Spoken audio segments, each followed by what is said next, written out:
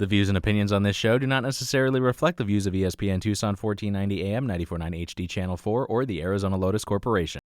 Welcome to Spears and Ali on ESPN Tucson. Justin Spears, I like that.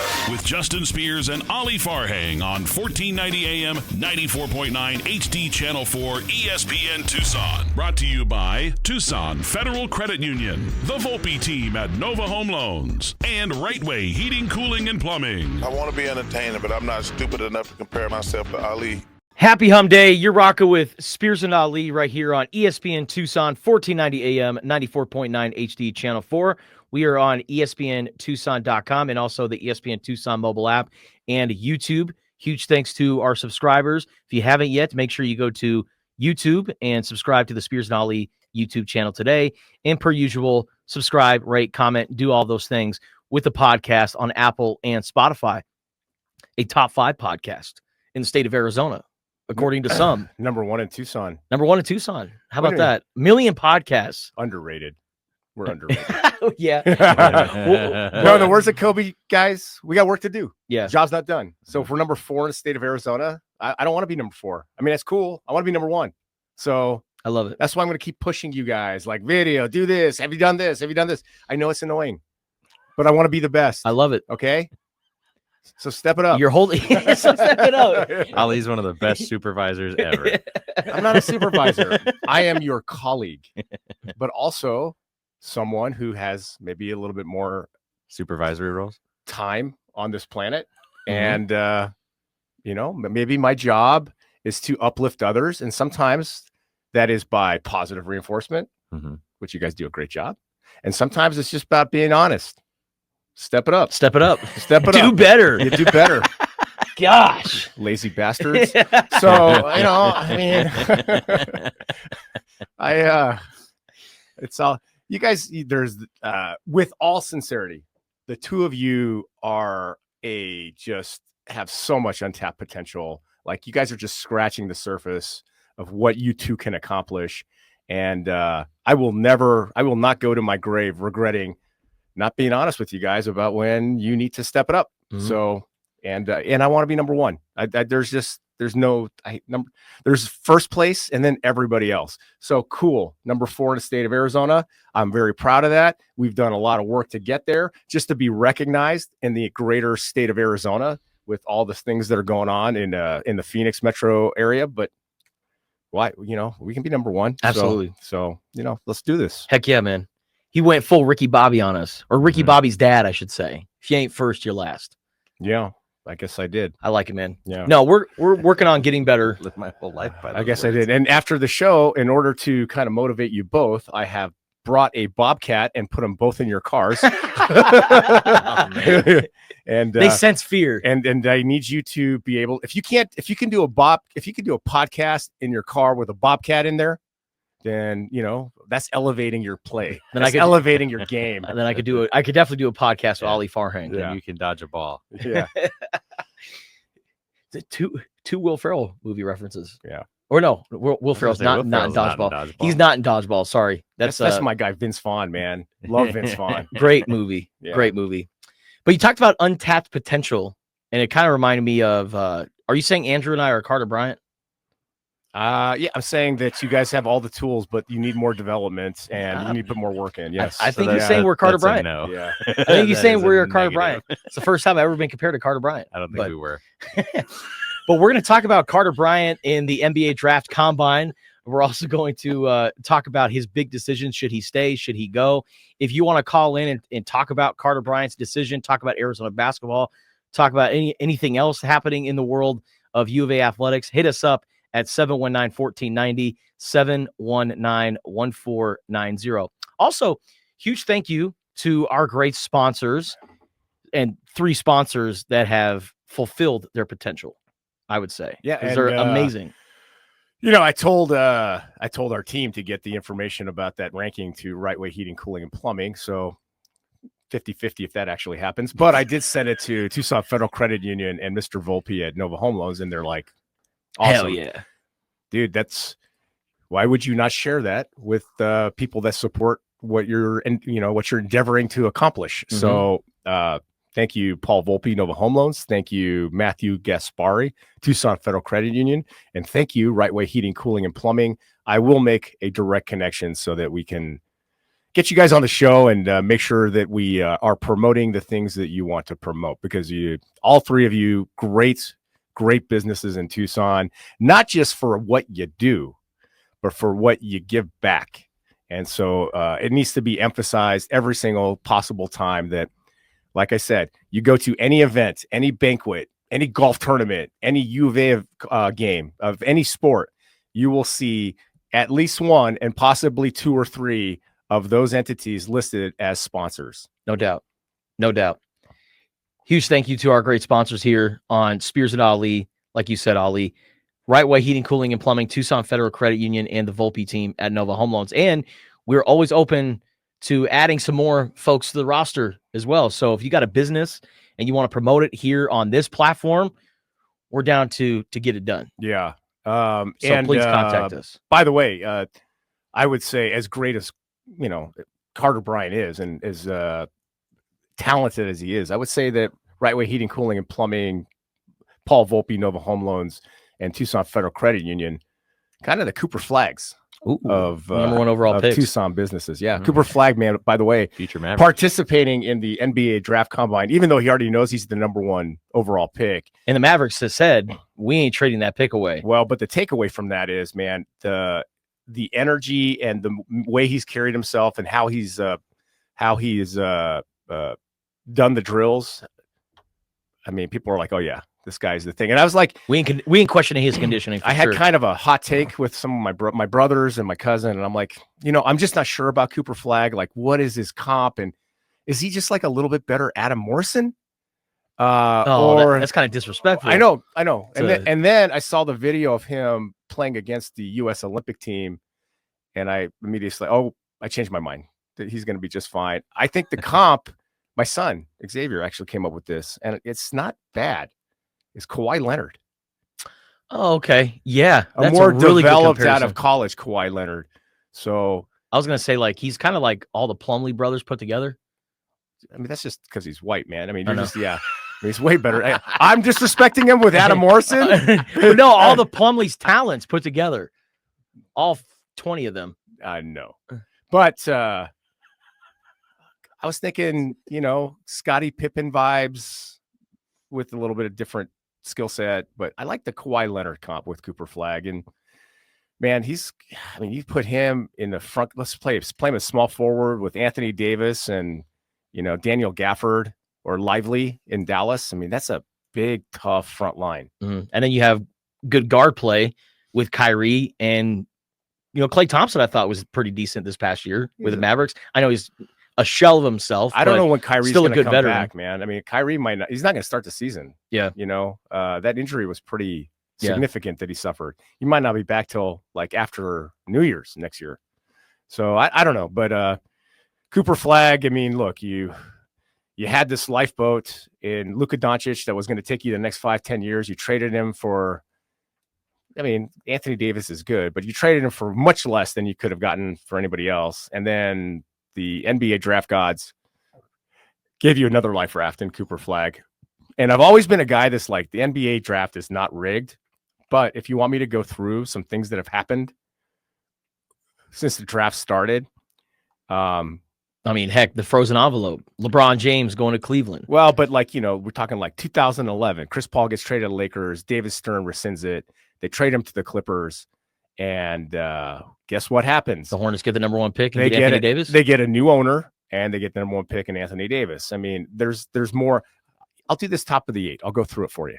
Okay. Because we kind of went through it yesterday. Derrick Rose. I mean, the people are like, oh, the Dallas Mavericks, 1.8% chance. Well, the Chicago Bulls had like a 1.6% chance. Yeah. And they got Derrick Rose, the Chicago prodigy. They made sure the number one overall pick stayed home in his hometown. Yeah. I mean, the New Orleans Pelicans traded Anthony Davis to the Lakers, and then they jumped 7 spots and they get the number one pick and pick Zion Williamson. I mean, there's a pattern. Coincidence? Well, you trade a player to the Lakers or some team in LA and you get the number one pick the next year. I will show you that might be true. Okay. So you guys are the problem, huh? We're helping out the league. Part of the solution. We're helping out the league. I tell you what, the one thing that my takeaway is the West just gets tougher. It's like if you think about it, Cooper Flag coming to the West, and then San Antonio getting the second pick. They either pick a really good player or do they dangle it for Giannis? I mean, the difference between the Eastern Conference and the Western Conference from a talent standpoint is immense. And if you think about like next year, Indiana's good, Milwaukee in flux, Knicks are good, Celtics, Tatum may not play next year. Yeah. That's a tough blow. Yeah, they officially announced yesterday that it was his Achilles and he had surgery on it. Yeah. So Achilles. Well, he should just go hang out with the way you say it. It's like Achilles. He should just go hang out with Aaron Rodgers. But that's a 2-year injury. I mean, Aaron Rodgers probably this year will be better and more mobile than he was last year. Achilles, you need 2 years. Mm-hmm. It's pretty much proven. Nick Van Exel, the former Laker guard, and great from the Cincinnati Bearcat, one of my favorite Lakers. He actually brought up a good point. He wonders if it's because so many guys wear low-top shoes, because there has been more Achilles injuries, it seems, in the NBA than I remember in the past. I don't know. It just reminded me of Bill Simmons. Like, oh, Jason Tatum wore Timberlands walking to the game. I looked into, Timberlands. Do they have an effect on the Achilles? He went deep. Like, that is a guy that loves his team and is like, I need to find a reason. I need a cope. Yeah. Reddit, here I come. But yeah, Carter Bryant, going back to him, he took part in the NBA draft combine in Chicago, and he had a max vertical leap of 39.5 inches. Wow. It's pretty damn good. That is one of the top marks in the NBA draft combine. I think like just below number 1 was BJ Edgecombe from Baylor, who had 40. Yeah, he had 40. Drake Powell from North Carolina, he had the best with 43 inches. Oh, goodness. It's insane. 40. Absolutely insane. In the shooting portion of the NBA draft combine, Carter Bryant was 11 for 30 off the dribble, also 16 of 25 in spot-up shots, and 13 of 25 from three-point range, and or 10 of 21 threes in a side drill, and then he made all 10 of his free throws. So he looked pretty damn good.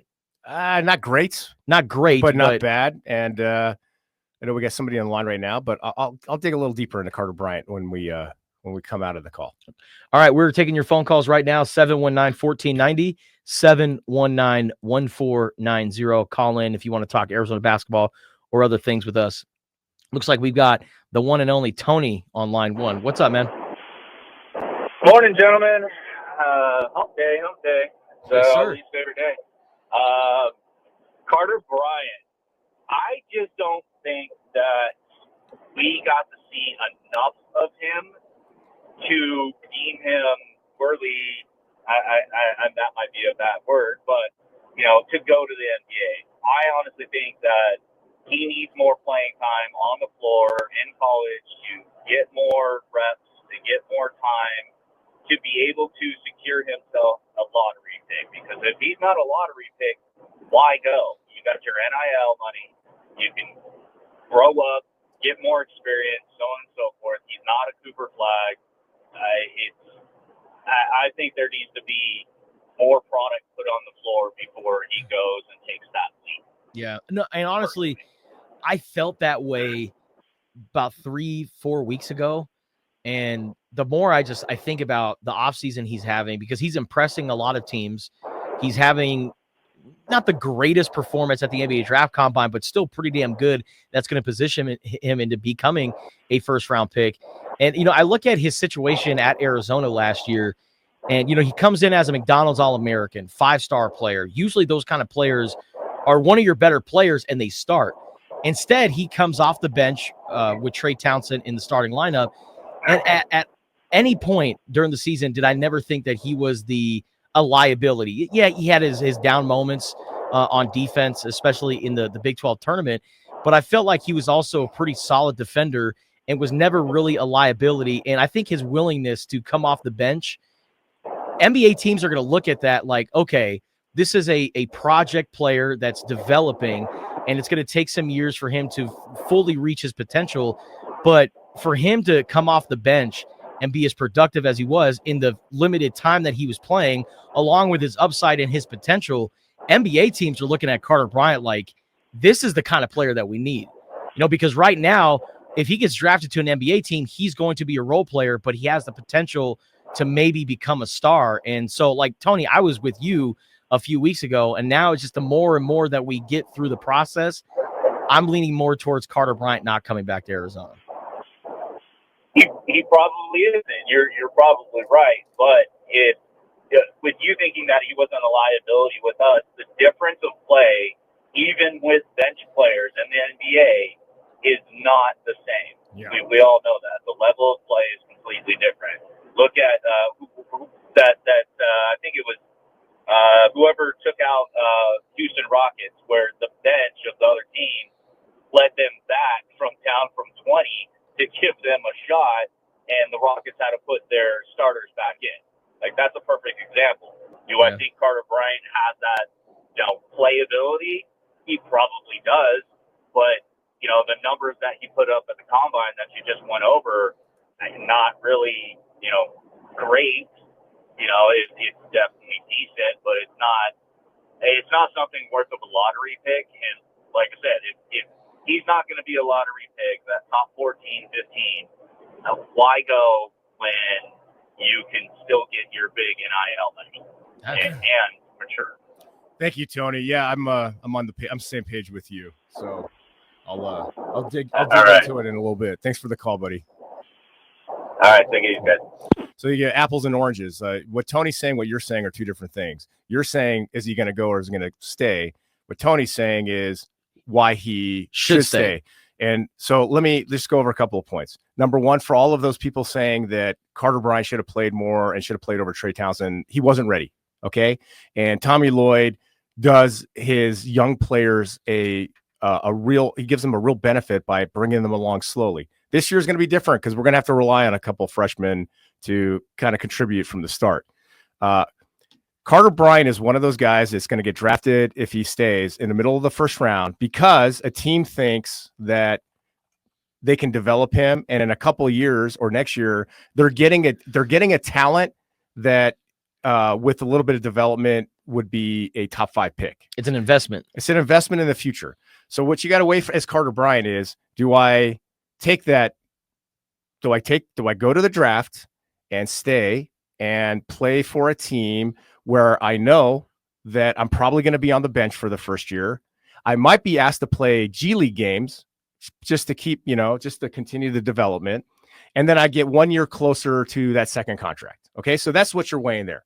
On the other side, do I stay at Arizona and do I continue to develop? And I'm getting a nice chunk of change from NIL, but I'm actually playing in meaningful games, high level college basketball. And by the way, I said this yesterday with the news that Arizona is scheduling a game against San Diego State this year at the Footprint Center. How about that? Arizona's motto this year is like straight out of Public Enemy and Chuck D.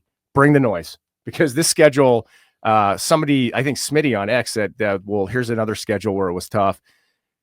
I mean, he's right. That was a tough schedule. This is as tough of a schedule, maybe top 2 that I can remember Arizona basketball. I mean, they're playing 3 of the 4 Final Four teams, aren't they? They certainly are, Andrew. So well done. Here's the schedule so far. In addition to playing in the best conference in college basketball in the Big 12, they're opening up the season against Florida. Yep. At T-Mobile Arena. Then about 11 days later, they got to play UCLA at the Intuit Dome in California. Then 5 days later, they got to travel across the country and go play against UConn in Storrs, Connecticut. And then later on, eventually in December, they got to play Auburn. And then a week later, they play Alabama in Birmingham. And then a week after that, San Diego State at PHX Arena in Phoenix. Right. And then you get through that, and then you've got Kansas, Baylor, Houston, Kansas State. I'm missing teams, but it doesn't matter. You understand how good the Big 12 is. But back to Carter is like, okay, I can play that schedule, and I'm going to play, and I'm going to be major, one of the main focal points of this team this year. So from my perspective, I get why he would stay in the NBA draft and go. I think from a developmental standpoint and his ability to succeed in the NBA, just my opinion, it would be better for him to come back to the University of Arizona. Whatever he and his family decides, I'm a Carter Bryant fan maybe more off the court than even on the court, because he's a great kid, thoughtful, intelligent, good teammate. I just think that you have to kind of weigh those two things. So if we're just going straight, what's going to make me the best basketball player and help me achieve a level of sustainability in the National Basketball Association, I think coming back is that answer. But if he goes, then what he's saying is, I'm going to start that first contract, and I am okay with not getting a lot of real playing time in meaningful NBA games. And I am okay with maybe going down to the G League and, playing the Bay Area Lakers and the different G League teams. He's going to have to, if he's not going into staying in the NBA draft with that thought process, then he's not living in reality, but he's got a good family, good people around him. So I'm sure they're telling him that. That will be the choice for Carter Bryant. Should Carter Bryant stay at Arizona, or should he go to the NBA draft? You can weigh in by calling in at 719-1490, 719-1490. Taking your phone calls coming up next. My name is Justin, and I'm awesome. Apparently, that's a cool song. Yeah, I need to get that on my ringtone.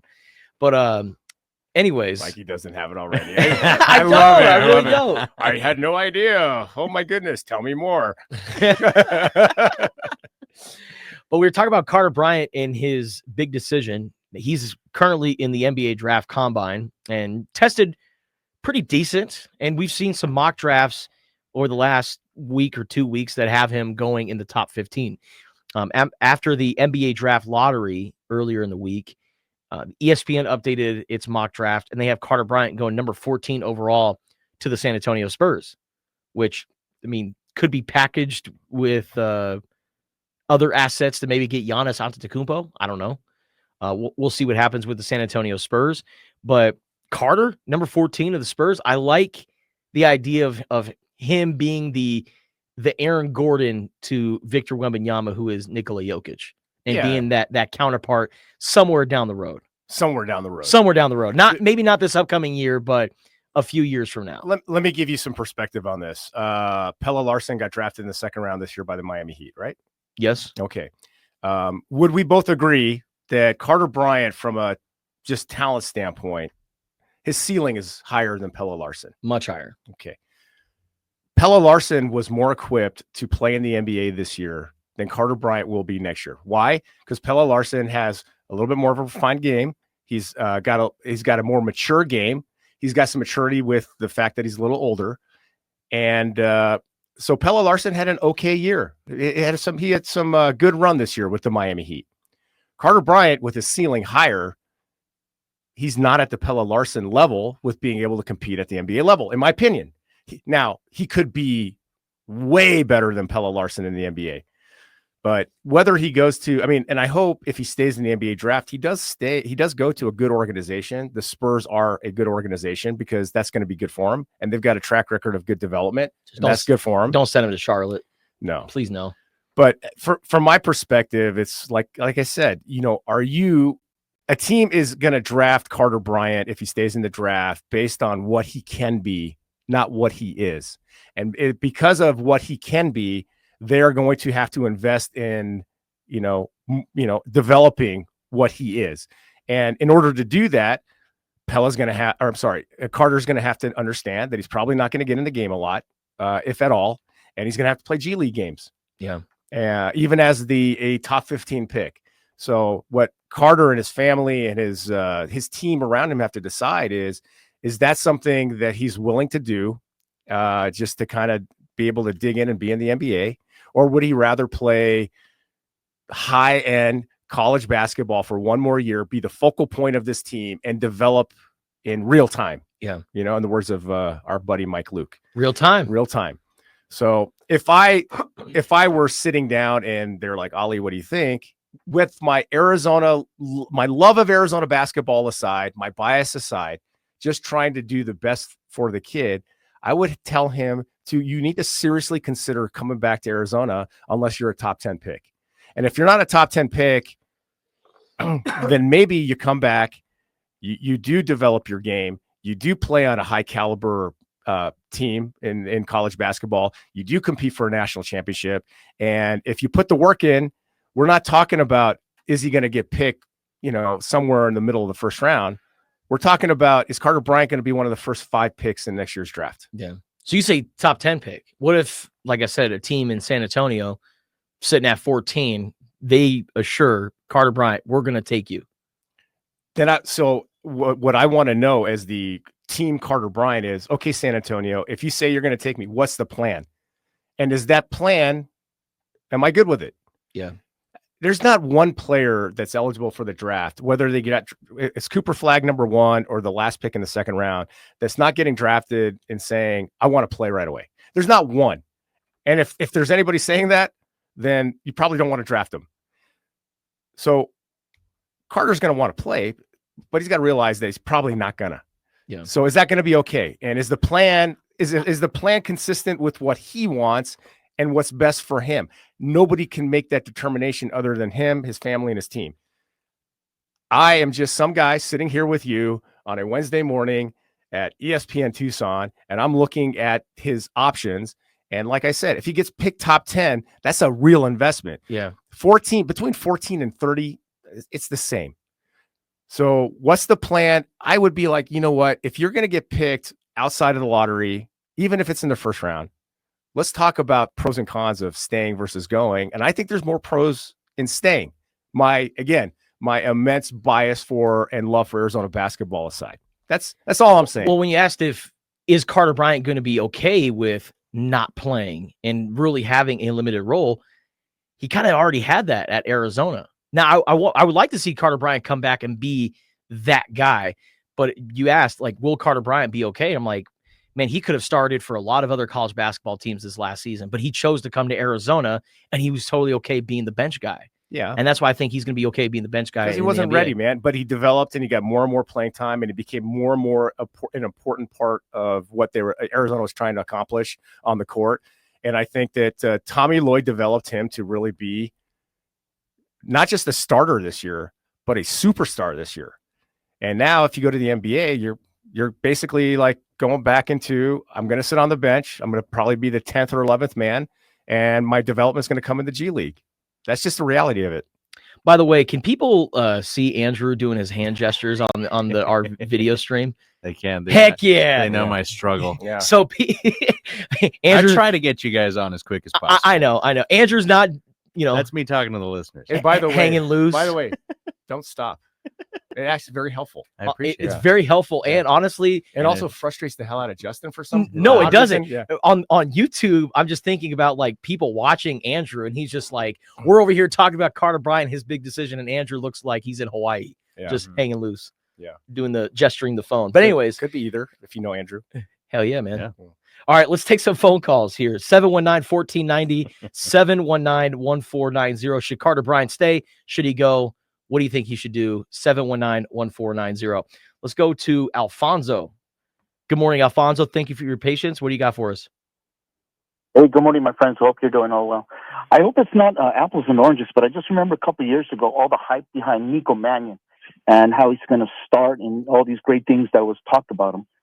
And I'm just curious to know and get your opinion. Are we falling the same trap with Carter Bryant? I mean, Nico Mannion's like, yeah, he's going to be someone we're going to develop, and you're going to see him for years and years in the NBA. Yeah. And, from what I understand, he's overseas making not generational money, but can Carter Bryant be falling to that same trap? Yeah, I don't know about that, just because the situations are a little bit different, both personally and just kind of the college basketball landscape. Because I think if NIL and revenue share was around when Nico Mannion was playing, because it came just after Nico Mannion had already left Arizona, I think Nico Mannion would be a 3 to 4 year guy at the U of A. Because, I mean, he was a well-known basketball recruit, All-American, came in as a highly touted player. So I think if the resources and the money was there at the college basketball level, he would have stayed rather than making that jump to the NBA.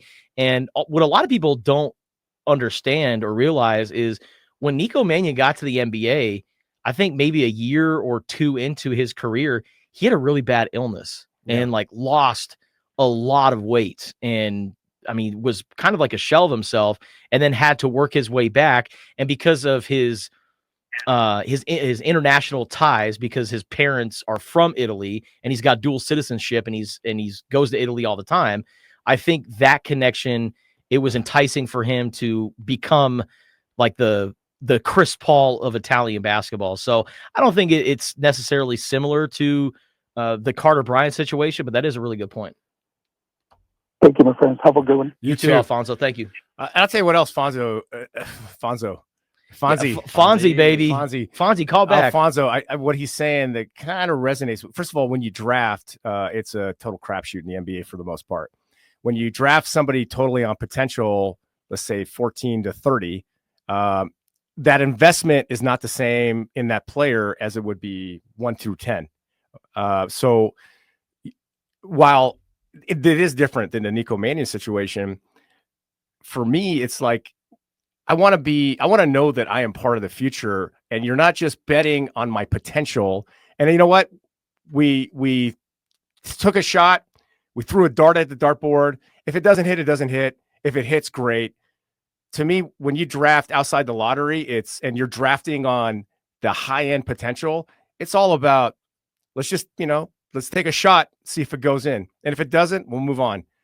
When you get drafted 1 through 10, it's like, okay, we got to make this, we got to work on, we got to have a real plan for this guy. That's why I'm like, Carter might want to think about coming back, because the higher you get drafted, the more investment they make in you. Speaking of Arizona Wildcats in the NBA, shout out to Benedict Mathurin and TJ McConnell. Yeah, boy. And the Indiana Pacers for going to the Eastern Conference Finals in back-to-back seasons. So you know what I'm most excited about? That Ben is healthy and is going to play. Well, I'm happy for both of those guys. He's got a killer hook, apparently. Hook? Yeah. According to the NBA, anyway. No, all he did was just stand there. Yeah. He just pushed the guy, man. He just pushed the guy. Was it with a little bit of force? Yes. God, so overly dramatic. Still saying let him fight. Yeah. Put a penalty box in there. Cover the court in ice. But it looks like with Jason Tatum being out for this year and unfortunately next year, it really sucks. I mean, I'm a Lakers guy, bleep Boston, but I hate to see what happened to Jason Tatum. Yeah. But it looks like the Knicks are going to move on. So we're looking at an Indiana, New York Knicks, Eastern Conference Finals. And those two, like the 90s. We got to get Pearl exactly those two uniform combinations together. Just, I don't know, it make me feel good. You got Spike Lee courtside. You got Reggie Miller on the broadcast too. How many like references are we going to get to 8 points in 8.9 seconds? I know we're going to see the choking meme a lot, but in the Eastern Conference Finals. Yeah, I mean, if you're, were you guys born in the 90s? Yeah. Yes. Yes. So you guys weren't really like conscious. You still don't have fully formed brains, but they were less fully formed back then. I'll never have a fully formed brain. We all know. And honestly, like I'm kind of showing my ass here, but or my age, but not literally my ass. We're on video, dude. Don't show your ass. I'm not going to show my ass, right. But I'm a little bit younger. Moon's over Miami. I remember Michael Jordan as a Washington Wizard. Yeah. More so than a Chicago Bull. I know that's going to piss off a lot of people, but no, why does it piss them off? Because you young whippersnapper. But you still do the work, and you still know your history. I mean, for me, you had like the Patrick Ewing versus Rick Smits, right? And the Davis guy twins. They're not twins, but they're both named Davis. And you had Charles Oakley and Starks. I mean, those were like Reggie Miller. Those were like knockdown, drag out series. And the way this Knicks team is comprised, this way this Indiana Pacers team is comprised, it's going to be a great series, man. It's going to be a really great series. And I'm telling you right now, if it is Knicks Pacers, and it's probably going to be, right? I think the Pacers are going to the NBA Finals. They're playing excellent basketball. Tyrese Halliburton's like, overrate that. Overrate that. Yeah. All right. Coming up next on Spears and Ali, we're going to talk about the Tucson Sugar Skulls. They're on the road going up against the Bay Area Panthers, but we're going to talk about the Sugar Skulls' last couple of wins with head coach Billy Back, plus Pete Rose and shoeless Joe Jackson have been reinstated by Major League Baseball. Does this mean that they will be inducted into the Pro Baseball Hall of Fame? We'll talk about that and more coming up next. The Tucson Sugar Skulls They're on the road this week, but they got a couple of home games in the next couple of weeks. Next Saturday, they're taking on the San Antonio Gunslingers, and then they'll also be back against the San Diego Strikeforce as well. But this week, they're on the road playing against the Bay Area Panthers, fresh off their big win over the Massachusetts Pirates and also the Arizona Rattlers. And head coach Billy Back is joining us here on ESPN Tucson. So, Coach, thank you for your time. Always appreciate it whenever we're able to get you on the show. Hey, Billy, Solly, I got to ask you a question after the last game. What would your thoughts be if me or Kathy Guy wanted to wear a headset next to you on the field? You can hold the whistle too, then. I know, right? I'm like, how drunk would I have to be to do that? I'm like, I think I'd blackout drunk and I wouldn't be able to walk on the field. Yeah, that's been his MO. His whole. I mean, he wants to be Jerry Jones over there. He wants to control everything. When the team wins, he praises the players. When the team loses, he puts down the coaches. That's just how that culture is over there. Yeah, that sounds awesome. And honestly, I see a guy with a hoodie on and a headset, and I'm like, oh man, that coach is really giving it to that ref. And then they ejected him, and I was like, man, is that the new coach? And then I think it was your video guy who was like, no, believe it or not, that's the owner. And I'm like, wait a second. Owners can wear headsets, and that to me just boggled my mind. First owner ever kicked out of a game. To his defense, that was a pretty bad call. Player safety is one thing, but if it happened against us, I'd have lost it too. But it was a great play by their defender. And to his defense, and he's a good owner, and he takes care of his guys. And he actually took care of me back in 2023. So he's got every right to complain about that call for sure. But I mean, that's just how Jawad is. And he's been, that's just, you sign for the Mass Pirates. That's what you're going to get. And again, he takes care of his guys. But it fortunately for the Sugar Skulls, it nixed a pick six, and it was able to, keep your momentum going. And you guys, speaking of momentum, you have a lot of momentum right now. You've won 2 games against some pretty good opponents, including the defending IFL champion and the Arizona Rattlers. When you look at the last 2 games, what has been the key to your guys' success, and how do you keep this ball going? I mean, you got to pinpoint the defense. The way the defense has played, we started slow again offensively with 2 picks out the gate, but they turned around and had 2 stops right away. So just the way our defense has played the last 2 seasons, even. I mean, when we were struggling last year, defense was, second in the league in numbers and everything, and just getting those guys to. It's an intricate defense to where there's certain things that you have to pick up and pass on, and our guys are picking it up well, the way they're getting coached up, and I think the defense is what's helped us get this role, to allow the offense to settle in with new guys, younger receivers, meshing with the quarterback. So they're getting better each week, but just having that unit defensively that's been solid all year for us. Billy, being a body language doctor, just kind of watching guys and the way they react to each other, it seems like our quarterback, Jorge Reyna, not only kind of solidified the position on the field, but it seems like he's got a real impact with the manner in which he kind of communicates with the guys and is an uplifting presence all the way around. Is that what you found with our quarterback, Reyna? He really is. I mean, the guys love him. He's just got a different energy about him. He's a playmaker.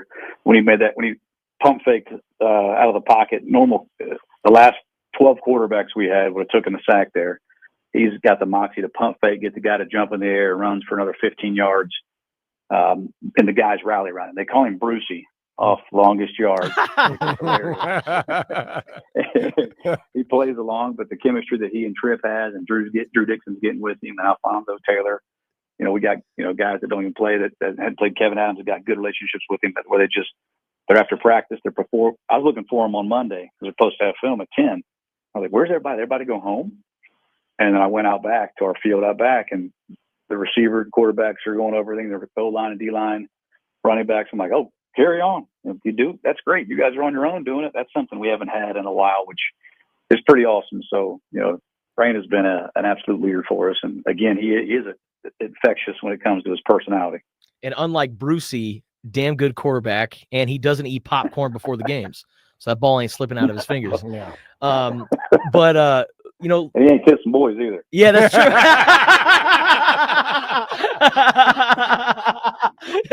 Oh, good old Tracy Morgan, man. Yeah. Whatever back freckles. Oh man, it's such a good movie. I love The Longest Yard. But looking ahead to this game coming up here against the Bay Area. I don't remember that part in the Burt Reynolds version. No, yeah. I was like, maybe I fell asleep. But looking at this game coming up here against the Bay Area Panthers, this is also another really good opponent. So how do you look at this challenge ahead, and how do you guys take care of business on the road? Well, I said last week was the most talented roster we're going to face, and this is the best team we're going to face all year. I know the Rattlers just beat them; they had a great game plan against them, but just the way they communicate defensively, they got some speed offensively. Josh Jones, quarterback, he's a stud. Big old Ben Roethlisberger sized quarterback that can move. We just got to go in there and realize this is an opportunity for us. If we want to compete for a championship, then we have to compete for this team. They're well coached. I've said it before, they're best team money can buy. And, we got to go in there and just kind of announce our presence with authority and just be the bully and realize that, we're on a 2-game winning streak. We knocked off 2 really good teams. Now we got a 3rd really good team ahead of us. And, you don't want to play the slouches of the league. You want to play the best teams in the league, just, kind of a measuring stick where we're at. And, they're going to be ready to go because they just came off a loss. I'm sure they weren't happy about it. They'll be chomping at the bit for us. And, I know our guys are going to be prepared, ready to go. That is head coach of the Tucson Sugar Skulls, Billy Back, joining Spears and Ali on ESPN Tucson. Sugar Skulls taking on the Bay Area Panthers this weekend on the road, and then they'll be back for a 2-game homestand against the San Antonio Gunslingers and then the San Diego Strike Force. So, and you can watch it on the IFL channel, and I think if you sign up now, you get a free 30 days. How about that? The subscription kicks in. Heck yeah. IFLnetwork.com. IFL Network. There you go. Go check them out. Billy. And also go to the Sugar Skulls games, obviously not this week, but the next week and the week after that. You can go to TucsonSugarskulls.com for tickets, or you can go to the TCC box office. Billy, congratulations on the last 2 games, but like you said, job ain't finished. You guys still have lots of season to go, and looking forward to seeing you guys this weekend against Bay Area. Good luck. I appreciate it. Thanks for having me on again. Thanks, Billy. Absolutely. The longest yard reference was awesome. Brucey. That was pretty funny. Brucey's time to shine, baby. I think Billy Back is a really good coach. Just watching from the sideline. But he is one of those gentlemen in life. If you want to know what he's thinking, you don't have to wonder. He'll tell you. He'll tell you. 100%. And this team has really rallied around him. And a couple of weeks ago, when it was his birthday, all the birthday wishes from the players, got in the locker room, something special going on with the Tucson Sugar Skulls. There's a real good bonding of this team. Get behind this team. TucsonSugarskulls.com for all of your ticket information. All right. Major League Baseball has reinstated Pete Rose and shoeless Joe Jackson after lots of years of being banned by MLB. Does this mean that they'll get inducted into the Pro Baseball Hall of Fame? What do you think should happen with them? Call in at 719-1490, 719-1490. Talking about that to wrap up hour number 1 coming up next. Blue Moon presents the 17th annual Meet the Chefs this Sunday at Desert Diamond Casino, Salrita Diamond Center from 3 p.m. until 5 p.m. Get your tickets by going to IronChefTucson.com. And the Meet the Chefs competition brought to you in part by Whiskey Del Bach and Peroni and presented by Blue Moon. So yesterday, some major news coming out of Major League Baseball with the Chicago White Sox, or the Chicago Black Sox, and Pete Rose. Shoeless Joe Jackson and the 7 others that were involved in the gambling scandal in the 1919 World Series. I like Scamble. Scamble's pretty cool too. Yeah. But the scandal in the 1919 World Series. It's a combination of the word scandal and gamble, which is both true. Yep. Ooh, I like it. Scamble. Nicely done. So the commissioner at the time, Kennesaw Mountain Landis. Oh yeah, it's a real name. I wrote a paper on him. Whoa. Kennesaw Mountain Landis, the commissioner, first commissioner of Major League Baseball. Really? He banned him in 1921 for gambling, and then many years later, Pete Rose, who was one of the greatest baseball players of all time. I mean, when you just look at his statistics, this guy's a bona fide Hall of Famer, like no question. But because he was caught gambling, the Major League Baseball commissioner at the time banned him from baseball in 1989. And of course, that has kept him from getting into the Pro Baseball Hall of Fame. But now that Major League Baseball has reinstated Shoeless Joe Jackson and the 7 others, along with Pete Rose, now these guys can't be inducted into the Baseball Hall of Fame in 2027, which I think will happen. Nope. Oh, because the baseball writers, Yep. they are the ultimate gatekeepers of the sport. It's Because like guys like you. You know who's eligible? Barry Bonds. Barry Bonds. You know who else is eligible? Roger Clemens. But the baseball writers are not voting them in because the integrity of the game, blah, blah, blah, blah, blah, blah, blah, blah, blah, blah, blah. I'm the protector of the realm. You know, give me a break. So that's his baseball Rupert the Reporter voice. Yeah. That's also his football Rupert the Reporter voice. I am going to protect the Hall and what it means. No one should have a unanimous vote. Is that Bill Walton? Yes. No one ever should have a unanimous vote because that is only for a deity. Yeah. And there's been no deity in baseball. What's your name again? That's not Bill Walton. That's Will Bolton. That's his evil twin. Yeah, the 3 realms will remain untouched and pure. So no, they're not going to get voted in. So it's really no reason to talk about it until, like, no offense, and I hope it doesn't happen. And I'm not trying to eat the karma poop sandwich here, but until those guys die and we get like guys like you being baseball writers of America, right? I thought you meant the players. No, I mean, well, that's why I like the Pro Football Hall of Fame, because it's made up of former players, coaches, writers. To put all of that in the hands of writers who can have a grudge because, you know what, that guy wouldn't give me an interview. And he was always really abrupt with me. And it was mean. And he said mean things about me. Well, and I asked him a question and he said, next question. And so now I'm going to go in my little room and cry and put my propeller hat on and let it, fly around in circles while I listen to Juice Newton and drink whiskey. I'm not voting for him. Stupid. Well, and that's partially why Barry Bonds and Mark McGwire haven't got inducted, because not only do they have the whole juicing situation going on, but they were kind of douches to media. Like, Barry Bonds was not the nicest guy to media. As a matter of fact, man, rest his soul, Pedro Gomez. Pedro Gomez was like the Barry Bonds writer. And I don't know how he did it, because Barry Bonds was a douche to him and would be very standoffish and not the most respectful person. I don't know if that's the correct word, because the word you're using is cleansing. It's a thing for cleansing. So he was an ass. Let's just he was an ass. Yeah. He wasn't cleansing Peter Gomez. And because of the way he vibed with reporters, Mark McGwire, same deal. Like, you can look up all the videos of him in the locker room just kind of being an ass to reporters. So those guys pissed off the reporters. And they also stained their legacy in the process. And that's why these guys are like, I got the power to make sure this guy isn't in the Hall of Fame. It's kind of crappy, but that's just the way it is. Barry Bonds was a Hall of Famer before the allegations of flaxseed oil. When Mark McGwire and Sammy Sosa, it wasn't actually illegal. And by the way, for those of you who remember, Mark McGwire and Sammy Sosa saved baseball. Baseball was in the dumps. Nobody was watching baseball. Those guys brought baseball back. Look, they're Hall of Famers to me, and you just need to tell the whole story. You need to tell the whole story about what the allegations were. But as long as the baseball writers of America, you've got a couple of those clowns still on there and think that they're, protecting the sanctity of something holy. No, Pete Rose will not be in the Hall of Fame. Neither will Shoeless Joe. What do you guys think about this? Call in at 719-1490, 719-1490. Stick around.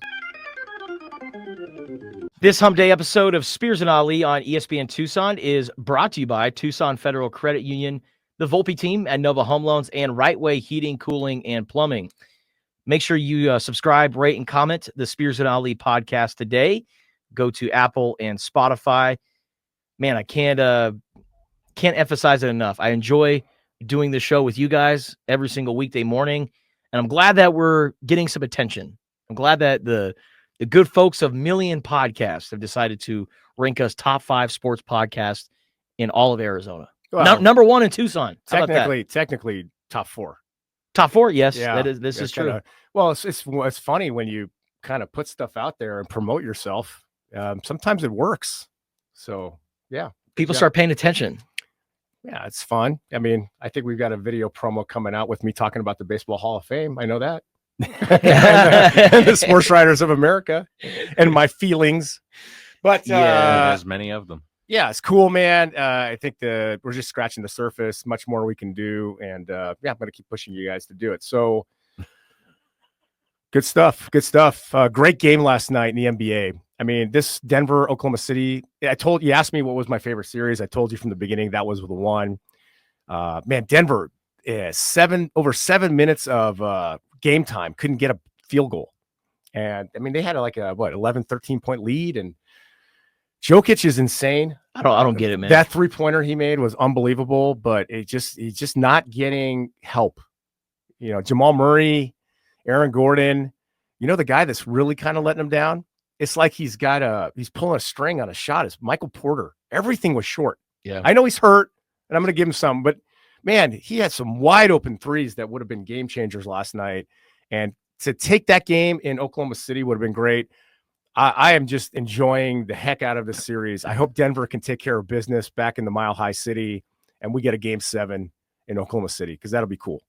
It was really fun to watch the game last night between OKC and Denver, because felt like we were watching two heavyweights, especially in that fourth quarter. Oh, yeah. Like the back and forth, Nikola Jokic, some of the plays that he makes. And then SGA, man, you got to give it to him. I mean, the last 2 games, he's really been the guy that's closed it out. Yeah. So, I mean, it's no wonder why the top 2 MVP vote getters, and we don't know who won yet, were Nikola Jokic and Shai Gilgeous-Alexander. Those guys were the 2 best players this year. They're going toe-to-toe. Right now, SGA is getting just a little bit more help from his guys than Jokic is. Yeah. And, man, kudos to Oklahoma City and their fan base. That was really pleasing to watch. All the shirts and the way everything was coordinated. It felt like a college basketball atmosphere. Yeah, that's what they say. They've got one of the best home courts in all the NBA. They do it right in OKC. Yeah, no, they've got a great home court. They got great fans. And I appreciate the fact that they actually put on the shirts. Like they tried doing that at a Lakers playoff game, and no one wore the shirts. So they're like, all right, let's just give them towels. Let's not do the shirt thing, because it doesn't look good on TV. Everybody in LA is there in their Supreme and their Gucci. Bape. Whatever that is. Louis Vuitton. Sure. Bape is Bathing Ape. Gotcha. By Pharrell Williams. I'm going to kind of push back on you guys. I mean, Laker fans are some of the most sophisticated fans in all the NBA. They're good fans. When they did the Luka shirt thing, almost everybody was wearing the Luka shirts. So if you're looking in the front row, and is the guy wearing, I'm not humble, egotistical brand shirts, and he doesn't want it to show, he doesn't want to cover it up. Yeah, there's that guy. But the majority of the Laker crowd, it's a good, sophisticated NBA crowd. So no, I don't ascribe to your guys' sentiments on that subject. All right, what do you guys think about the NBA playoffs? Call in at 719-1490, 719-1490. Also, coming up later on in the show, we're going to talk more about the NBA playoffs, and also Michael Jordan joining the NBC coverage of the NBA next season. Michael Jordan has. Oh, is he not doing it in this playoffs? Is it? I thought it was next season. You're probably right. Yeah. I don't know. So Michael Jordan is going to be now a media guy. He's been a guy that's been away from the microphones for the most part ever since he stopped playing basketball. Of course, he was in the Last Dance documentary, and we got to hear a lot from him about his time with the Chicago Bulls and his career and everything that he's had to endure. But I think for the most part, Michael Jordan has stayed away from microphones, and it gets me excited to think about Michael Jordan possibly talking about his favorite parlay of the day. Yeah, that'd be awesome. Michael Jordan giving out gambling advice after all these years. How about that? Man, I definitely going to pay close attention to that.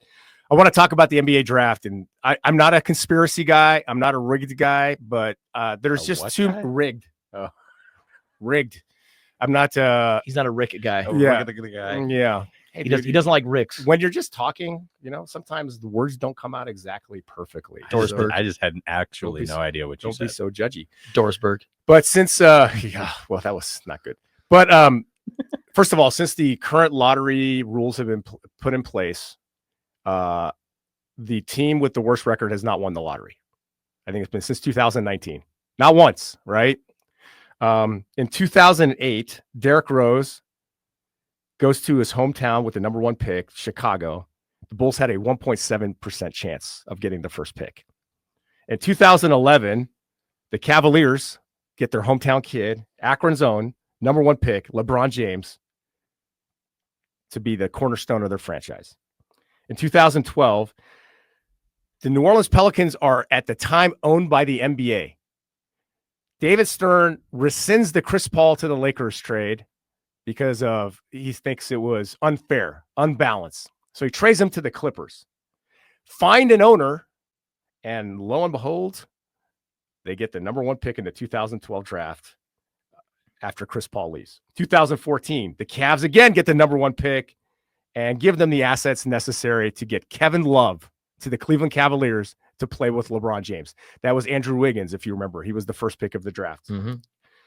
2019, New Orleans Pelicans again. They trade Anthony Davis to the Lakers. And again, they jump 7 spots, and they get the number 1 pick to take Anthony Davis. 2025, Dallas Mavericks getting the number 1 pick with a 1.87% chance after trading Luka Doncic to the Lakers. They get the number 1 pick in Cooper Flag. So it seems to me, look, I think it's good because I don't like tanking, and I like the fact that these teams that are tanking. I mean, the Utah Jazz were tanking, right? Brooklyn was tanking. Wizards were tanking. The Wizards rolling out Kyle Kuzma out there every night. And so you don't get the number 1 pick if you're going to tank. But man, all these teams, it seems like you have a better chance of getting the number 1 pick if you have less than a 2% chance than if you have a 20% chance. So especially if you make a deal with the devil, aka the Lakers. Yeah, well, or an LA team. Chris Paul to the Clippers, Anthony Davis to the Lakers, Luka Doncic to the Lakers. All 3 of those teams got the number 1 pick in the next draft. Just saying. Not a conspiracy guy. I'm just pointing out facts. Mm-hmm. Yeah. So trade your people to LA. Yes. If they're really good. For nothing. Give us everything. For nothing. Yes. Milwaukee. Give us all the players. You don't have a first round pick for the next 5 years. So I don't know what to do with that. 5 years. They don't have a first round pick. Looks like they're not trading with you guys. No. I don't know who they're trading with. I think Giannis stays in Milwaukee. Stays. Yeah. Man. Because you guys I'm gonna hit on the sports reporter thing again. What was the story that came out? That he wants to be traded? No, he didn't ask for trade. Giannis destinations? Nope. Giannis Antetokounmpo is open to exploring what his future may look like, either in Milwaukee or not in Milwaukee. That was the story. That was the entire. You know what? I think every single person listening and the guy sitting in here, we're all exploring what the future may hold and our options. Non-story story. So what is Milwaukee going to possibly get with no first round picks the next 5 years that's going to help them in any way? They can't tank. So unless like Giannis is willing to go to Houston or Oklahoma City and they just throw some really talented players and overpay with a buttload of picks, what does Milwaukee benefit by getting rid of a guy that gets people to buy tickets? Cooper Flag, man. Oh, but the Dallas Mavericks said they're not even trading it. Yeah. Why would you trade Cooper Flag, who's 18, 19 years old? Yeah. He's going to play next 12, 15 years in the NBA, and he's probably going to be pretty good. They'll wait until he's in the prime of his career. Yeah. And then trade him. Yeah. For a 31-year-old Giannis Antetokounmpo, as good as he is. So, I mean, Giannis has got maybe 4, 5, 6 at most really good years left? Yeah. That would be a dumb trade. Now, a guy like San Antonio, Houston, you could trade, a couple of good guys, but it doesn't, detract from your team and some picks, then we're talking. All right. Andrew's giving us the hang loose sign, which means we got some phone calls. 719-1490. If you want to join the show, hit us up. 719-1490. Looks like Matthew is joining us today. What's up, Matt? What's going on, guys? Good morning. Good morning. Good morning to you. Just wanted to give a little malfunction to Ollie there. It was 01, not 11, that they drafted LeBron James on the draft lottery. Yes. Yes, thank you. Yeah, I know. And then it was they also did the Pelicans after drafting Anthony Davis, get Zion Williamson. They did with the 0-1 with the pick for the first pick as well. You know, Matthew, where I messed up was Cleveland got the number 1 pick the year after LeBron left for Miami, which that turned out to be Kyrie. Yes. Right. Yeah, I just wanted to just tell you guys are awesome, man. You guys are great. And question, I've tried to get online to go for the golf tournament. If you guys want to talk about this off air, that's fine. But I can't seem to locate how to get on. Okay. Yeah, Matt. You guys can help me with that. Yeah, I will definitely help you out with that. It should be on the ESPN Tucson.com website.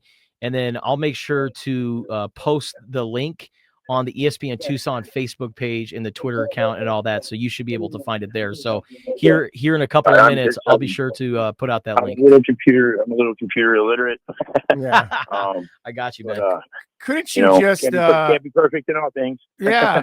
Could you just stay on the line and give Elaine your information? Tell Elaine to take his information. Yeah. And someone who wants you to come to the golf tournament should reach out to you directly and make it easy for you. Yeah. Yeah, that I agree with. One last question. Justin called you Matt. I know Matthews that go by Matthews and not Matt. Are you a Matthew or a Matt? Matt. Okay. All right. Okay. Sorry. I didn't mean to make it sound like you were in trouble with your parents. No offense taken. Dang it, Matthew. Matt, stay on the line and give Elaine your information. I sure will, guys. You guys have a good one. You too, man. Thank you. Do I have to teach you everything? Well, I'm going to post it on social media and then go, dude, the guy's like, I want to buy a foursome to your great event that you're raising money for Easter Seals and Blake Foundation. Give him a call and make it easy for him, or have somebody call him. I will do that. Yeah. But I decided to do that after he said he was computer illiterate. Usually some people, they're like, oh yeah, Facebook, everybody's got a Facebook account. Yeah, I'll just go to the ESPN Tucson account and see the link right there at the top of the page. No, you're assuming. A little customer, bit of customer service. And then he said that I'm computer illiterate, and so we're sitting here trying to think of ways to help him out. And you're like, wait, hold on, Justin, reach out to him. I'm like, yes, Ali, I was getting there. Even before. The answer is I'm going to post it is never the right answer. If somebody wants to invest in something that is meaningful to you, give me your information. I'll reach out to you directly. I don't know. He doesn't need to stay computer illiterate. Not everybody's on social media all day. But in order to I'm sign up, I'm right. You have to click on the link. I know. So he already told you he's been trying. He can't find it. Right? Yes. You already know where we're starting. Yes. Right? So I'm just saying, make it easy for him. You may have to go. Somebody may have to go a little bit out of their way to help this gentleman participate in your fine event. I just rubbed your rhubarb, but you know I'm right. Yeah, you're right. I'm right. You're right. All right, before we get to commercial break, never rub another man's rhubarb. Even if you are right. Yeah. But anyways, you just sold another foursome. That's all I know. That's true. Very true. All right. We got another phone call. Yeah. We got Viking Tony joining the show. What's up, Tony? Possible NBA trade. Before Sal Bookman loses his mind, how's this? Giannis to the Suns for Bill, KD, and maybe a 2028 first round if we have it. No, I don't know. The answer is no. Hell no. No. You would get the same reaction Justin just gave me when I told him he needs to do better. Okay, but why not? We get rid of KD. He's aging, 36. Bill, we've never really wanted him here. He never panned out with Bill. And then one of our rookies that's kind of has potential. That might be attractive in a draft pick in the future. You just mentioned all the reasons about KD and all these other assets and why it's good for the Suns to get rid of him. Why would that be enticing to Milwaukee? Because they're going to lose Giannis anyway. He wants to be traded. Yeah, but they can get way more than star-driven league. Tony, they can get way more than 36, 37-year-old KD that's in decline, a Bradley Beal that doesn't want to play basketball, and a pick in 2028. Nah, that's basically I talk about chicken poop stew all the KD time. Is in decline, but he's still a superstar. Yeah, but he's not. No, they're going to get young guys that can play right away and 5 first-round picks. Right. Mikal Bridges got 5 first-round picks. Giannis is going to get 5 first-round picks from someone. By the way, I'm going to Ireland, Steelers, Minnesota in Dublin. Am I going to see you there? Probably not, but I'll be there in spirit. All right. And, when the Vikings hand that L to the Steelers, I will have a towel here in purple for you. We shall see. I got you. All right. When JJ McCarthy throws 4 picks, we'll see what happens. But don't leave out the 7 touchdowns he's going to throw. What a game, Steelers Vikings. Right. JJ McCarthy 7 touchdowns, 4 interceptions. Let's go. Yeah. Hey, Thank you, Tony. Super Bowl. That's a Super Bowl. This time we're going to turn it around. We'll see. That's a Super Bowl highlight right there. That's right. We'll see. Ready to happen. Can't wait. All right, Tony, we got to get out of here. Hey, do you guys have a quarterback yet, by the way? Yeah, his name's Will Howard, baby. Who's your quarterback? It's going to be Aaron Rodgers, man. Howard. Handshake deal. Aaron Rodgers. Okay. Well, yeah, like I said, I got the purple towel when you get back to Tucson. All right. See you in September, man. Thank you, Tony. All right. Speaking of the Vikings, they're playing against the Detroit Lions on Christmas Day. That game will be on Netflix. The Vikings they're going to play in Dublin, and then the next week they're staying in Europe, and they're going to play, I think, in London, the Cleveland Browns. Mm-hmm. And their coach, Kevin O'Connell, says, hey, I'm glad we're playing in Europe because we don't have to face hostile crowds in Pittsburgh and Cleveland. And I'm like, Kevin O'Connell, wait till you see how many Steelers fans are going to be in Dublin, buddy. Yeah. We'll be just fine. You better be practicing your silent count. Oh, by the way, speaking of the NFL schedule, which will be released today, I know we got to go to commercial break to get to Jabari Davis, but Holly already knows the schedule. Jordan Schultz from Fox is reporting that in the season opener, we'll see the Jacksonville Jaguars against the Carolina Panthers. So we're going to see T-Mac and Travis Hunter go up against each other. Usually I'd be like, ooh, why would you bring that up? But okay, T-Mac and Travis Hunter, I get it. Yeah. Good matchup there to start off the season. Yeah. Well, one good matchup. I don't. Two good players. And also a matchup of the last 2 Buccaneers offensive coordinators, Dave Canales and Liam Cohen. So. Storylines. Hell yeah. Love the storylines, baby. Ooh. Yeah. Man. All right, coming up next. Nothing like a storyline no one cares about other than Justice Pearson. All right, coming up next, we got Jabari Davis from the Mad Boosties podcast here to talk about the NBA draft lottery and is it rigged or not. And we're also going to talk about the NBA playoffs and all the matchups and more NBA-related news up next. Stay tuned. So one team is going to the Eastern Conference Finals, and that team is the Indiana Pacers. And it looks like maybe the New York Knicks will be joining them. One thing that's interesting about the Cleveland Cavaliers, I mean, they had a great regular season, and they just fell apart in the postseason. I know they were banged up and everything, but or maybe Indiana's really good. That is also true. Yeah. The Cleveland Cavaliers at home this season, they were 36-5 against everybody else, and they were 0-5 against the Pacers. There you go. Yeah. They did not win a single home game against the Indiana Pacers this season, and the Pacers are pretty damn good. I'm excited to see what they can do. Maybe we got another pair of Arizona Wildcats playing in the NBA Finals when it's all said and done between T.J. McConnell and Benedict Mathurin. Yeah. Styles make fights, man. Sometimes it's just a bad matchup for a team, and Indiana's a bad matchup for Cleveland. Absolutely. Clearly. So let's talk about the NBA playoffs and everything else going around the league with our guy Jabari Davis from the Mad Boosties podcast. Jabari, what's going on, man? Hey, not much. Always great to be on with you guys. I appreciate you having me. Always a pleasure, man. And before we talk about the postseason, I wanted to get your opinion on Michael Jordan joining the NBC coverage of the NBA next season. My very first question was, really? Why and how? Like altogether. I'm here for it because, like, let's be real. We don't ever really get to hear Michael Jordan speak. Like, there's the lore of Michael Jordan. There's, yes, those of us that, watched his career, we may remember, bits and pieces, but that was all so sanitized. Like this version of Michael Jordan being on a broadcast, it's incredibly intriguing to me. So like whether it's just a gimmick or not, I'm at least going to tune in to find out what he's got to say. Well, I'll tell you, Jabari, and Justin, what excites me the most is there are very few people that have achieved a stature that they're basically just like can say whatever they want and it can be completely unfiltered. Nothing political, no couching things. You're going to get some of the most raw, real, direct analysis and criticism that we've seen, I think, on the air since Charles Barkley.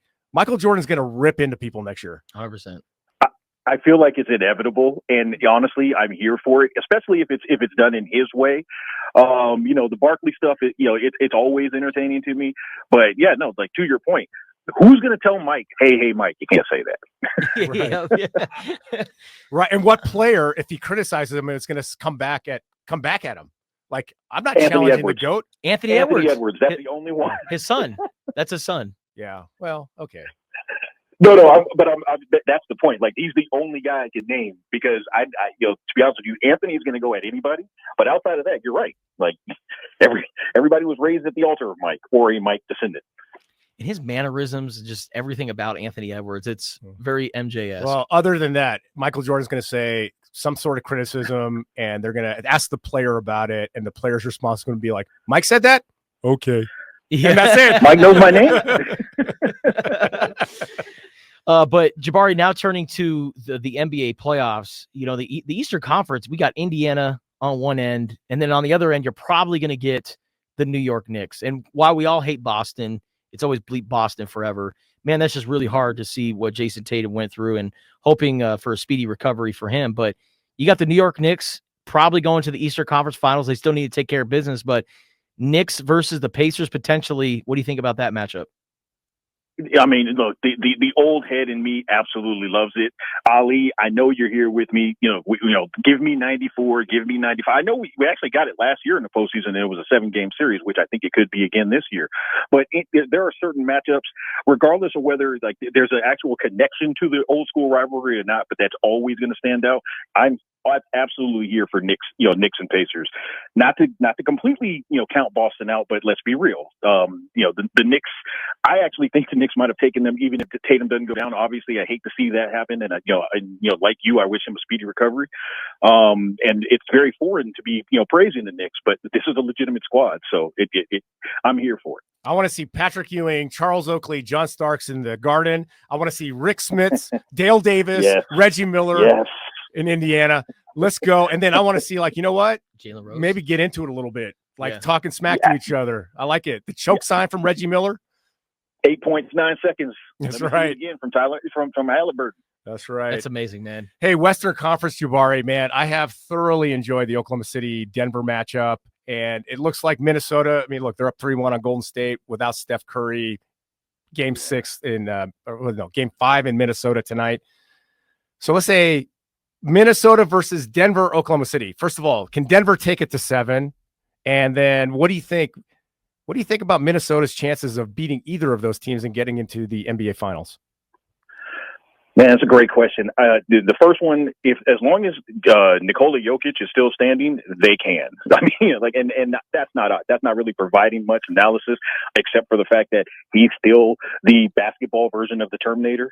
So if he's on the court, they have a shot. You'd like to think that OKC, now that they've, they were able to right the ship and they're up 3, and they're up a game, you would like to think that they can pull it off. But I'm not counting Denver out. I'm simply not. Until you take them out, Jokic is a live dog. But in terms of how either of them match up against Minnesota, look, we've seen Minnesota Denver before, and Minnesota was able to overcome. Again, I don't want to take anything away from OKC because, a lot of the conversation about them is like, oh, are they being exposed? And now all of a sudden they don't look as dominant.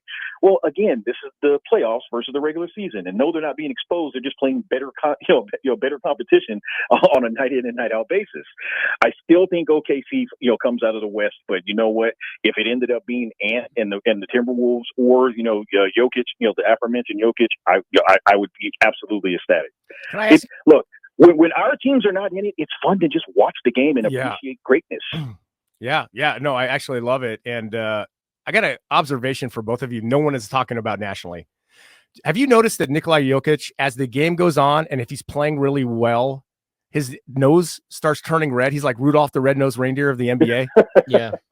Has anybody That's the addressed the indicator? fact that if he's really playing well, like as the game goes on, fourth quarter, I mean, he's guiding Denver Slate tonight. I mean, it's like bright red. He's got like a purple nose. Yeah. I had not noticed that, but honestly, maybe it's just that as the game goes on and he's getting more and more into it and more intense, that's the indicator that, hey, look, you might be in trouble. Hey man, Michael Jordan chewing the gum, Kobe There you biting go. on the jersey, Nikola Jokic Mhm. and his purple nose. If you see those, you know you're in trouble. With his nose so bright. I was watching last night and I'm like, beginning of the game to the end of the game, I'm like, man, his nose has gotten really red. Yeah. Yeah. But man, his footwork, amazing. It's fantastic. Like that shot that he hit over Chet Holmgren at the top of the key with like a minute and a half left that tied the game. Amazing. And like if you look at the footwork and the fact that he got the shot over 6'11", 7-foot forward and Chet Holmgren, it's crazy. And he always does it at the very end of the shot clock. Yeah. Like you could play 23.9 seconds of impeccable defense, but Nikola Jokic is always going to get you. And Jabari, I mean, it's not like Oklahoma City's playing him, head up. I mean, they've got like 2-3 guys around him trying to come up from the backside. Is there anybody? I mean, who's got to step up for this Denver team to help them? I mean, Michael Porter Jr. looks like he's shooting everything a foot short. I mean, that he is the all-star of feast or famine, and not to put it on him because it's certainly not it's not him, solely. But yeah, like if I'm Nikola Jokic, I look at that situation last night, and Jamal Murray finally has a good game, and Aaron Gordon has been solid all throughout. There has to be someone else, in particular Michael Porter Jr. Someone else has to step up. Is Minnesota going to play with its food tonight, or are they going to wrap it up and get to the Western Conference Finals? I think we're done here. And no disrespect to Jimmy. He came out in that second game that Steph was out. He had a big game, but he simply hasn't been able to maintain that level of productivity. And it's obviously an unfortunate situation, but Minnesota's probably putting those guys to bed tonight. All right. Lastly for us, Jabbar, before we get out of here, so much talk has been around the NBA draft lottery and is it rigged or not? Where do you stand on that conspiracy theory? I will say, and I don't even, I apologize because I can't attribute it to the appropriate person, but somebody tweeted out a couple of days ago when it was announced that, hey, the AD and Cooper Flag for Luka deal, that now makes sense. Yeah. That's my answer to that. Yeah. Dallas traded Luka Doncic to the Lakers for Anthony Davis and Cooper Flag. Essentially. Yeah. What's crazy is Dallas was in the playing game and, had they beaten Memphis, they're not getting the pick. Yeah. They're not getting the pick. They're not able to jump up. It's absolutely crazy that they jumped 10 spots. Not to point at the frozen envelope, from 1985, but it definitely felt like that. Absolutely. Behind closed doors, 12 other GMs, the same words came out of their mouths when it was announced Dallas got the first pick. You got to be bleeping kidding me. And they didn't bleep. Yeah. Oh, man. That is Jabari Davis, host of the Mad Boosties podcast. For all the NBA playoff coverage and all the discussion around the league, make sure you subscribe to the Mad Boosties podcast today. Jabari, always a pleasure having you on the show. Thank you for joining us. The pleasure is mine. Thank you, guys. You're the best. Man, we got to get him on before when we know the finals are set to talk about the matchup, whoever it is. OKC, New York. I mean, it's possible. I like the potential matchups of the NBA Finals. I just like this Indiana team, man. They've got a certain je ne sais quoi. They got a certain they got an energy about them right now. And when the chips are down, I mean, Halliburton's making big shots. They got Siakam. Nembhard's been playing great. Miles Turner. I mean, and that's the thing is Miles Turner has always been on the trade block. For the last 6 years, he's been with Indiana. I think it'd be cool to see him win a championship with that team. Yeah, just a really good team. They're deep. They got a good bench. I mean, they got Mathurin coming off the bench. They got McConnell coming off the bench. So I like New York. Jalen Brunson's amazing. I still think saying he's going to be the all-time greatest Knicker was a little bit premature, but I would love to see our guys, TJ McConnell and Ben Matherin, not only play in an NBA Finals, but win an NBA Finals. How about that? All right, coming up next, speaking of Arizona Wildcats, Kean Burnett. He is a former / new tight end for the Wildcats. He transferred to Kansas and then transferred back to the U of A. We're going to talk about his return to the Wildcats coming up next. And we are joined by a very special guest. He is Arizona Wildcats tight end, Kean Burnett. Kean, what's going on, man? How you doing? I'm doing good. Thanks for having me on. No, thank you for joining us today. And you are coming back to the University of Arizona. You played your first 3 years of college football at the U of A, and then you decided to enter the transfer portal, go to Kansas. You played spring ball there, and now you're coming back to Arizona. What has it been like just going through the process and coming back to the U of A, and why did you decide to return to the Wildcats? Yeah, it's been a pretty hectic process, obviously, these last few months. And just looking at the whole thing, it was a great experience overall. I'd say Kansas was great. You know, I have nothing bad to say about the University of Kansas. I met a lot of cool different people that I have relationships with moving forward. But you know, for me, obviously, I have one shot. I have one more year at this thing, so obviously maintain contact with a lot of my teammates, like Noah, Tyler Powell, and those type of guys. And just looking at it, you know, I feel like it's the best opportunity for me is in Tucson. So. Hey, Kean, welcome back. And, you know, when you came to Arizona, you were under one offensive system with Jed Fish, and then Dino Babers under Brent Brennan, a second one. I'm not going to really count Kansas, but what is it that you've heard about Seth Doege's offensive philosophy and plan that maybe excites you about coming back and playing in that offense? Yeah, I would just say the energy overall that surrounds it. I mean, up-tempo, explosive, all the things that a player would want to play. Just the energy that I felt in the building and just talking to those guys. And obviously got a little look at it. Me and Doege go way back. He actually recruited me at USC when I was coming into high school as the tight ends coach over there, and I committed to him and ultimately decommitted to come to Arizona, obviously. But great guy, I've known him for a while, so I think I just had to play for him. When did you first meet Seth Doege?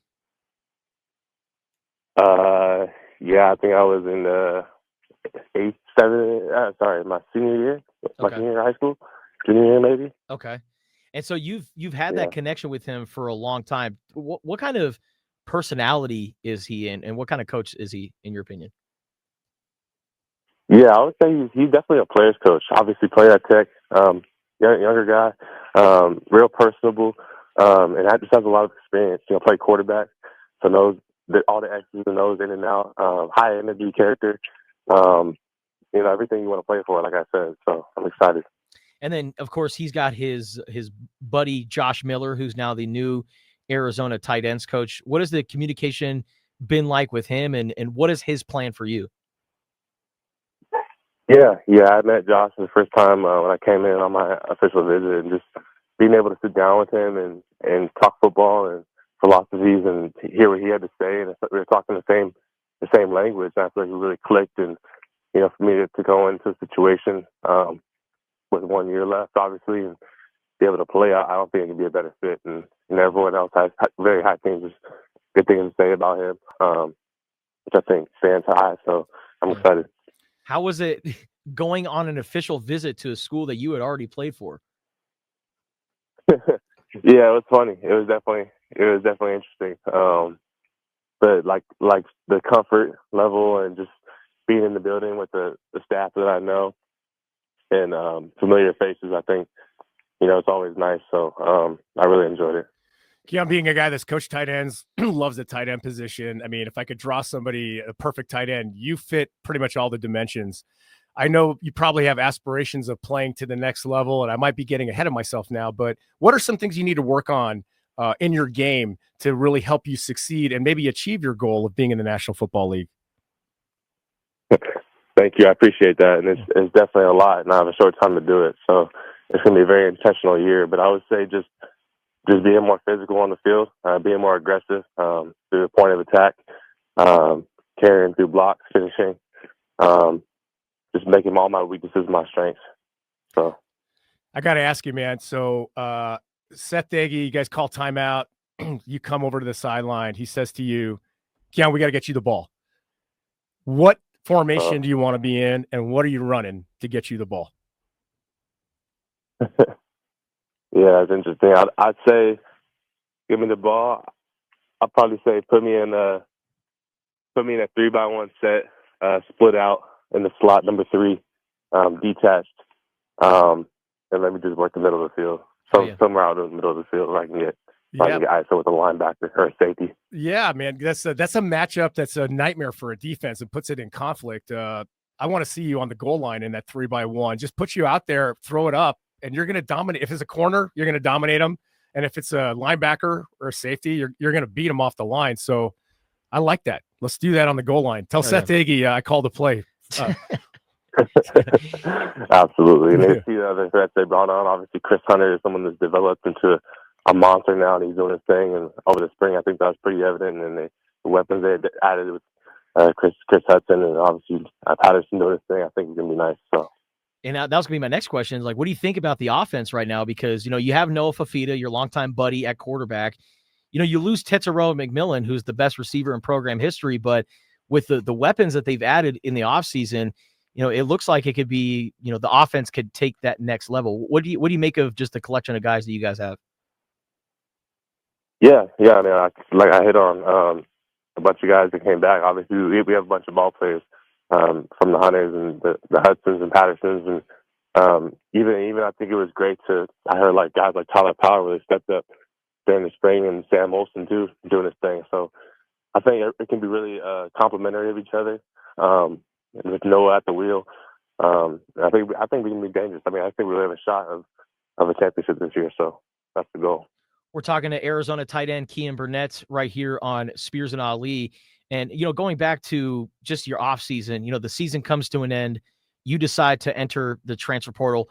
What was going through your mind at that point, and why did you decide to maybe, remove yourself from Arizona just for a little bit? Yeah. I mean, after last year, it was a lot going on. Obviously, it was a lot of uncertainty. I think it was a tough season for all of us. Obviously, I had injuries I was going through. We were going through a offensive coordinator change at the time. So just looking at it, I felt like for me, obviously, like I said earlier, I had 1 year left, and I wanted to just explore other possibilities. And it turns out that, the reasons I left, I'm not going to go into too much detail, but the reasons I left they don't really exist anymore. And I feel like that's here in Tucson. So couldn't be more excited to be back. And how would you summarize your time at Arizona? You've been through some highs and lows, but from your perspective, how would you summarize it? Yeah, I would just say, it wasn't always pretty for me. I came in obviously as an early enrollee freshman, kind of had to wait my turn, and there was a lot of growth and a lot of learning stages I had to take my lumps and go through. But I would say I stayed down, and I didn't doubt myself, and I just came in and continued to put the work in, and I'm just trying to be the best player I can be. So.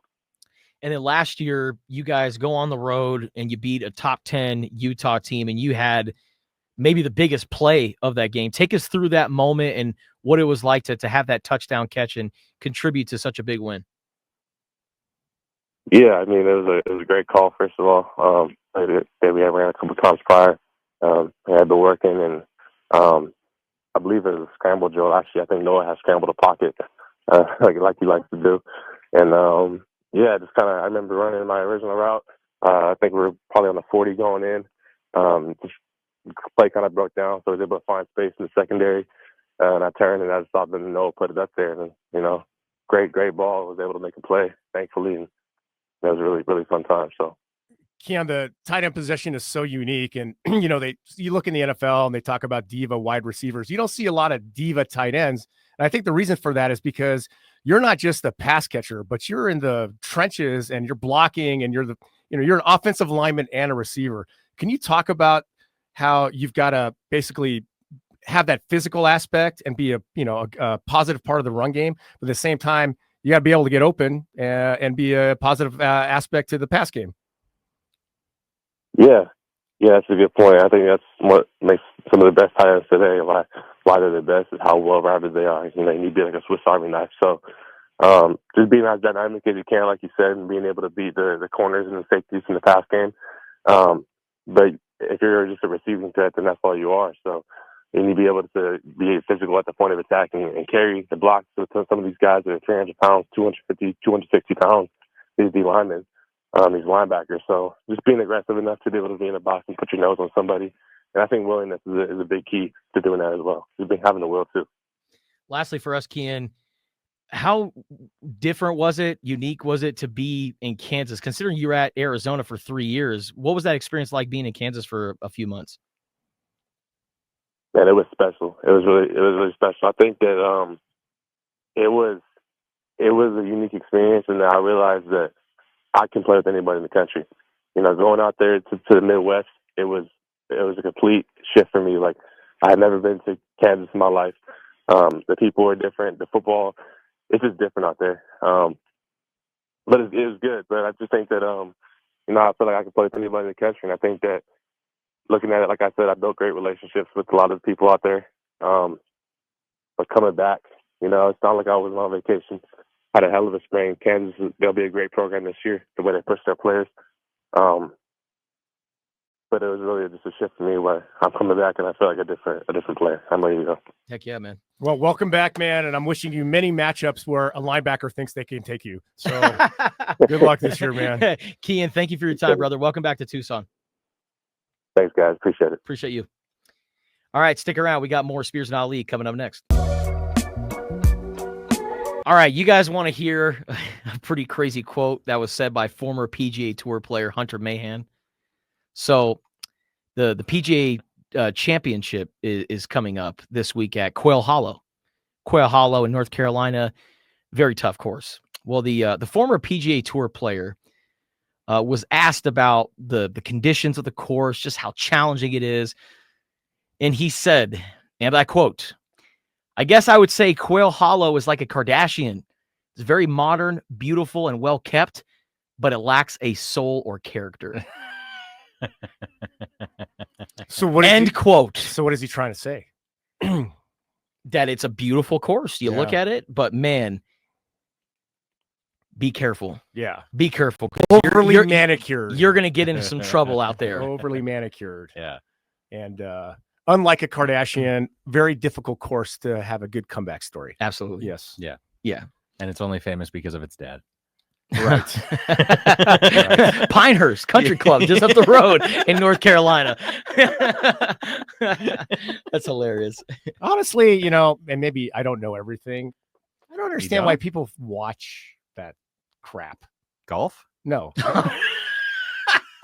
No. Watching golf, I get. When I play, there are moments in my head, I'm like, why do I play this crap? But then you hit a good shot, and it's like, oh, love it. I love it. What a putt I just hit. But it's it's like absolute garbage. Like, they're not interesting. It's brain rot. But some people like it. There's no intellect to them. There's no wisdom. It's not even like, I just don't get it. I don't get it. And I don't think I ever will. And I don't know if I want to. So it's just a brain rot show that people enjoy, right? Like, my brain rot show of choice is I watch hip hop podcasts that talk about just the latest beef in rap music, like stuff that has obviously no impact on my life, but it's entertaining. It's got substance to it, though. I mean, it's that family in particular and those sisters. There's no substance to them. It's just like they're just, you know, what is it? Vapid. What word am I looking at? Vapid. Unintelligent, and they're just on TV. They don't have any talent. Yeah, they're famous for being famous. There's no talent, you know? I mean, I would rather watch, if you want just something like, you know, just like pass the time, and Bar Rescue, get it. Pawn Stars, get it. Pawn Stars? Yeah, I mean, it's like there's something, you know, like, oh, they found this like unique trumpet and I'm going to give you $400 for it. Cool. But I need to call in a guy. I need to call in an expert. Right. They always have an expert for something. It should be worth like $8,000. Best I can do is $400. All I'm saying is I don't get it. But that's why I watch certain shows. I'm watching Friends and Neighbors on Apple right now with John Hamm. Phenomenal. Absolutely phenomenal. But I mean, I think my TV watching is sports. I mean, you want reality TV? There is no better reality TV than sports. Yeah. Unless you're watching the NBA draft order. because who knows? But yeah, I mean, it's just I don't know. I don't get it. So I'll leave it at that. Also, later on today, we have the D-backs taking on the Giants. Coverage for that game gets started at noon. Nice little getaway game this afternoon for the Arizona Diamondbacks. And then also on ESPN Tucson later on this afternoon, we have Knicks taking on the Boston Celtics. That coverage gets started at 3:30 p.m. You know, Jaylen Brown, sorry. He's getting paid like $50 million a year. Hey man, you want to be you're the Finals MVP? Start playing like it. I don't know if he's a little beat up. I want something wrong with his leg, but he needs to show up tonight. Something wrong with his left hand. It's not injured. Yeah, I think he's gonna get traded this offseason. Boston can't keep this team together. We'll see. Knicks Celtics tonight. We'll be back tomorrow to talk about all of that. Plus, we're also going to talk some more Arizona Wildcats athletics as the Arizona softball program gets ready for the Tucson Regional. We'll see y'all tomorrow. Make a call, Spears. Make a call.